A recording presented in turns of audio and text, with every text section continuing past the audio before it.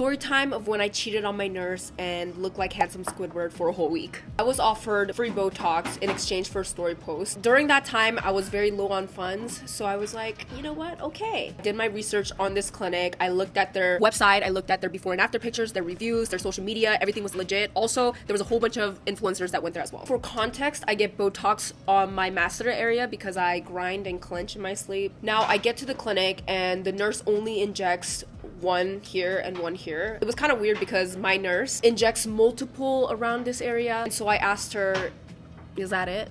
And she looked at me like this. This is my technique. This is the best technique. What am I gonna do, argue with her? And so I left. Next morning, I wake up with a fat headache. I go to the restroom, I look in the mirror, and in front of me, I see the manliest man I've ever laid eyes on.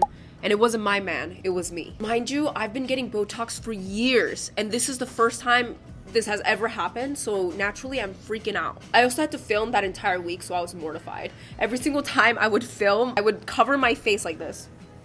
Now, since I've cheated on my nurse, Jake, I'm sorry, Jake, hello. I was embarrassed to talk to him because he had already warned me about places like this. I end up at his clinic and he tells me that it's something called paradoxical masseter bulging. I guess I got something good out of this. I learned a big word. So Jake fixes it by putting more Botox in the right areas, and within a week, I'm all good. See my jaws?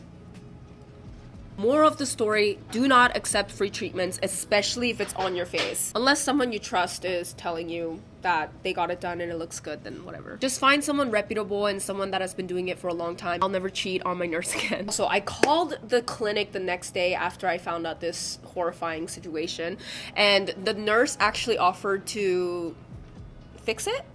And I was like, hell no. A week after that, I get a call from the clinic, and the clinic told me that they had let her go because it wasn't her first time doing that to a client.